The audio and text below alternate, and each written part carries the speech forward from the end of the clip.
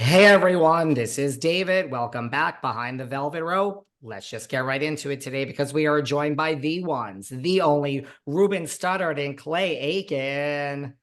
The ones, do you notice that? The ones, the ones. we are the ones and the onlys. The ones and the onlys. I have to Grammatically just, very challenging. or I could just say the beats. The beats are in the house. Fresh off the Masked Singer experience. You guys had your start on the granddaddy of them all, American Idol. I'm losing my voice. It's nothing personal. How does this experience compare to that? American Idol is a lot different. You know what I mean? Because there are a lot larger stakes at hand. Like you're competing for a career. Here we're just competing to have bragging rights to be the best of American Idol started our careers. Masked Singer might have ended them. I don't think it's ended them. You guys did so well. Was it nice to stump the judges? We had Eric Stone Street and Jesse Tyler. Like, you guys really just didn't. No one figured it out.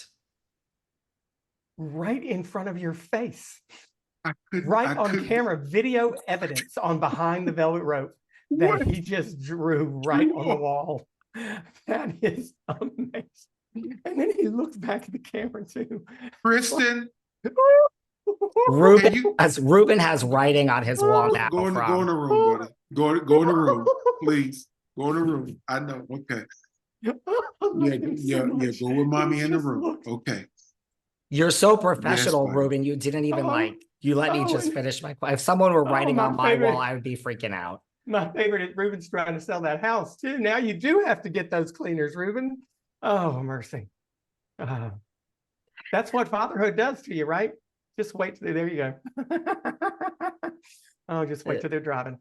I forgot. What were we talking about? Some TV show we did? Well, writing on the wall in the house by one of your children, that's important too. Yes. I was saying you guys stumped the judges. No one figured it out. That hardly ever happens.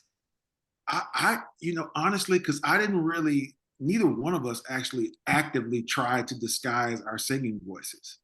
You know what I mean? So I thought that they would figure it out straight away. But clearly we must not have been that impressive outside of the I think we were so impressive as solo artists that they just didn't, because if you think about it, they always put people together who were Brooks and Dunn. They were already a group. They called us the folks from Boys to Men, two guys from Boys to Men who were already known as part of a group, Casey and JoJo, which anyway, there were some wild guesses. Dan Shea, most of them were duo guesses. And I think the brilliance of Ruben and I doing this together on the producer's part was that we are certainly identifiable with each other.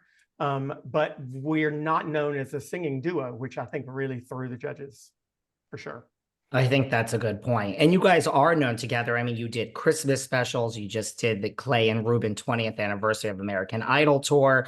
How did this come to be? I understand you guys were on the same season, winner and runner up, but friendships in this business are very hard to come by. How did you two become BFFs and colleagues that have worked together throughout 2 decades at this point? When you said it, like we built a brotherhood on American Idol that has, lasted. And it's not just, and I have to stress this all the time, like it's not just Clay and I. Our season, for some reason, we were a family unit, and we have been able to keep that same kind of familiar spirit with most of the people in our cast for over 20 years. We speak constantly. Clay and I just so happen to be the ones that work together most often. But as far as us staying in contact with one another, that's not uncommon for our season group. When we did Idol, and I'm going to sneeze now, so here it comes. Are you ready? Shall we all do it together? Oh no! I was going to say you're sneezing, and I've lost my voice. That was going to be some good TV right there. But our season, when we did Idol, nobody knew it was going to be big. Ruben went to Nashville to audition, didn't even plan on auditioning, got there, and it was like, I'm here, I might as well. I auditioned in Charlotte and Atlanta and just you know, we all thought it was going to be a summer camp thing, that it would be on, you know, it would be a TV show. We'd meet some friends. None of us realized it was going to change lives, because at the point we auditioned, Kelly had just finished her season. Mm-hmm. Her album had not even come out yet, you know. By the time Idol was finished season 2, not only had Kelly's album come out and gone platinum, but our season had gone from 9 million season 1 to 40 million on our last episode. The point in me saying that is that none of us on our season went in thinking that there were any stakes. You know what I mean? And I think every season after ours went in knowing, oh my gosh, 40 million people watch that show, and we want to go in there and just beat everybody's because we know what it can do for us. And we didn't know, so we weren't competitive with each other, and we just were friends who were getting to do medleys and sing on a TV show every week, and that was it. And I think that makes our season so much different, and that's part of why we've all, as Ruben said, stayed in touch. Do you think you guys would have done anything differently if you knew, if you were season 3 or on, and you knew like this is the thing that's going to change my life? I definitely probably would have cared. I would have more pushed about, Ruben off the stage.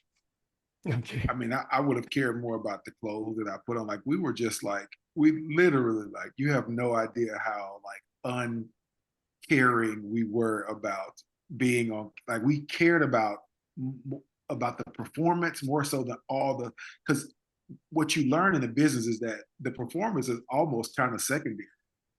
Like, it's how you present the performance, like what is people's reaction to you is the most important. And we just, like, you know, all of us came like straight out of our like suitcases, like with our like baggy jeans, and I mean, well, I'm gonna cut off Bill. I'm going to disagree with you. We don't do that very often, but I'm going to say I disagree with you, Ruben, because I think that's the reason the season was great. I mean, we were all ourselves. We didn't go into the show trying to, you know, be flashy or be someone different. And I think that's what made people like it. And I answer your, would I do anything different? I joked, said I pushed him off stage. Obviously I wouldn't. He would have pushed me off first. But I say no to that, because had we done anything different, we wouldn't have had the 21-year careers that we've had. We wouldn't have had the opportunity to do. I mean, we honestly caught lightning in a bottle. Ruben and I were two people who would probably not have been looked at twice by a major record label in 2002. And by the end of 2003, we had, you know, huge albums on huge record labels and careers that have continued. And I mean, anything different, doing even the tiniest thing different, choosing a different song maybe, but the 205 jerseys are part of what people connected with, right? And yeah. And I think that, you know, we've been very, very lucky